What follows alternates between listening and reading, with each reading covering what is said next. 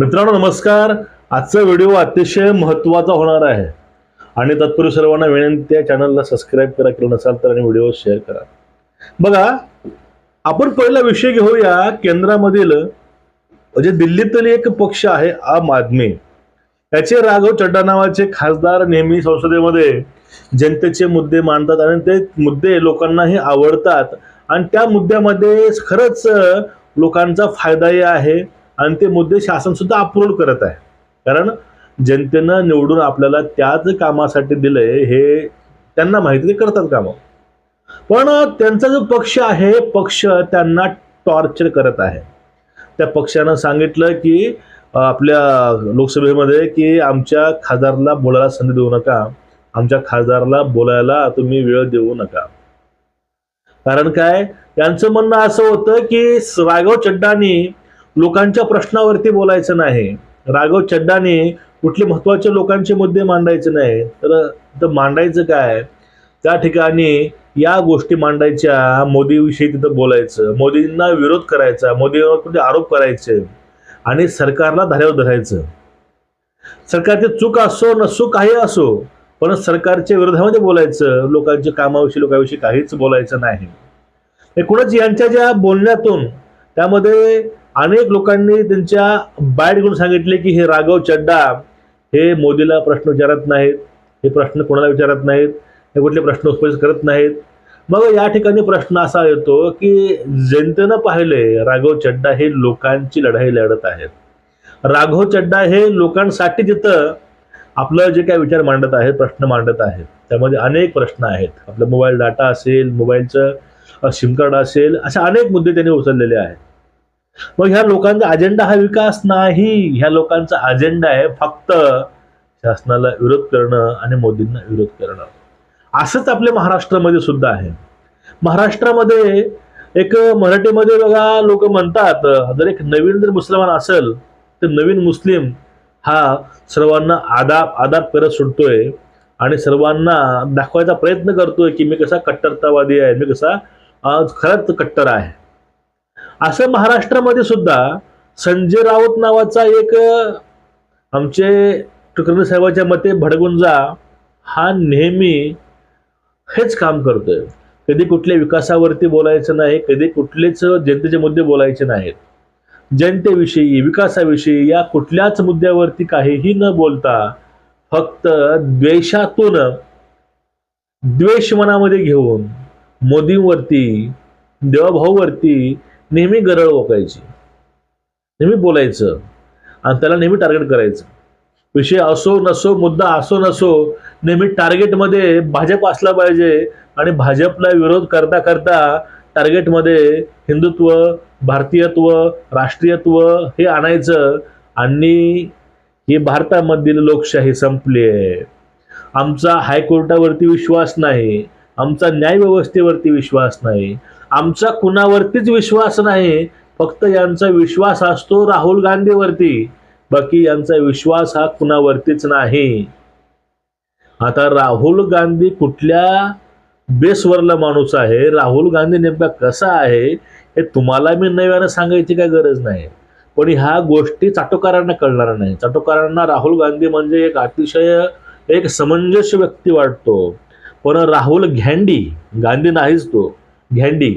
राहुल घॅंडी हा नेमका घॅंडीच आहे, तो गांधी होऊ शकत नाही.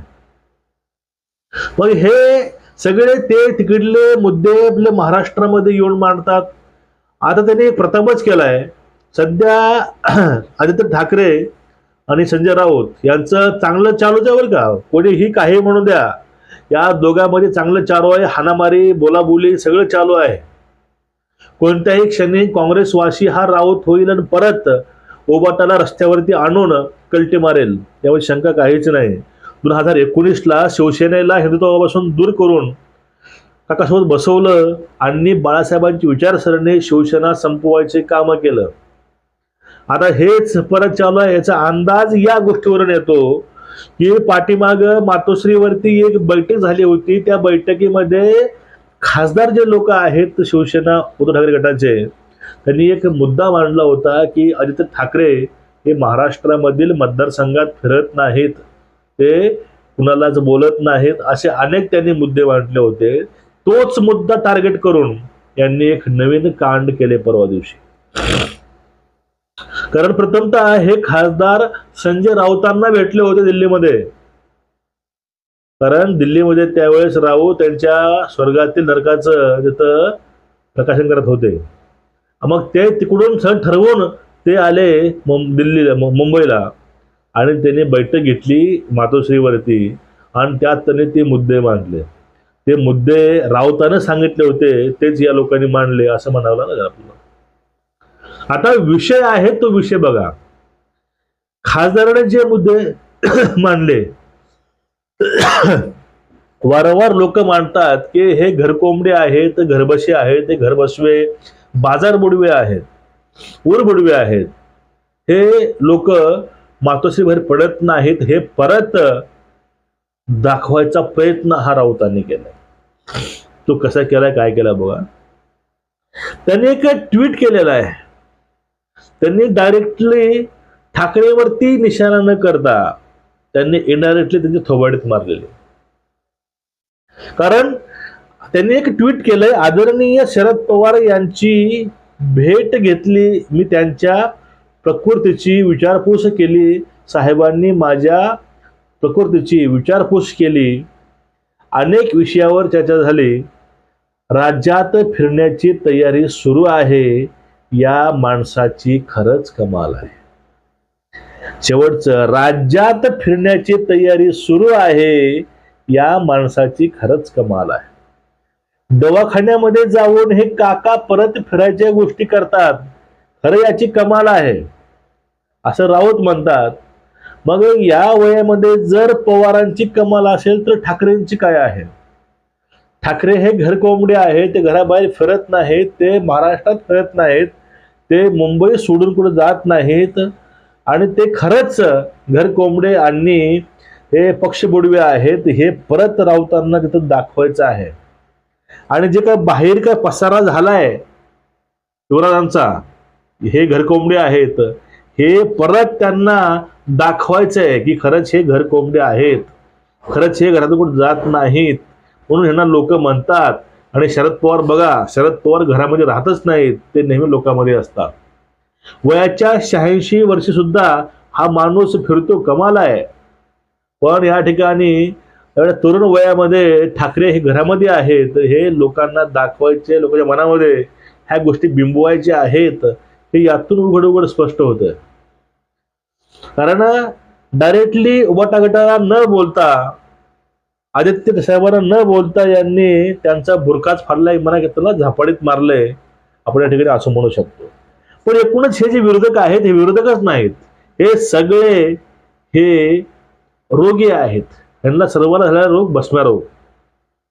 हे फक्त भारताविरोधामध्ये बोलत बोलत हिंदू विरोध करत हे लोक, म्हणजे मोदींना टार्गेट करण्यासाठी, भाजपला वाईट करण्यासाठी हे लोक आपल्या धर्मावरती हसत आहेत.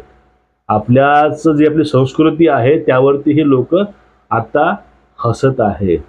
ज्यावेळेस यांची अवस्था, तो भस्मासूर त्यांना भेटलेलं वरदान लोकांना यूज करत करत त्यांनी आपल्यावरती अवलंबलं होतं आणि स्वतः तो जळून गेला होता. आज एक दिवशी हे स्वतः जळणार आहेत, एवढं मोठं खरे आहे. लोकांची जी काय चालले आता ते असं चाललेलं आहे पूर्ण. यांना फक्त आपल्याला यामध्ये राहायचं खेळामध्ये, हा सगळा बिग बॉसचा खेळ आहे, हा राजकारण आहे लोकांचे. फक्त आपल्याला राहण्याकरता, आपण इथं टेकण्याकरता हे कधी कोणाचा काटा काढतील हे सांगता येत नाही. तुमचे कोणाच्या या विषयावरती मत काय, नक्कीच व्यक्त व्हिडिओ शेअर करा. नमस्कार.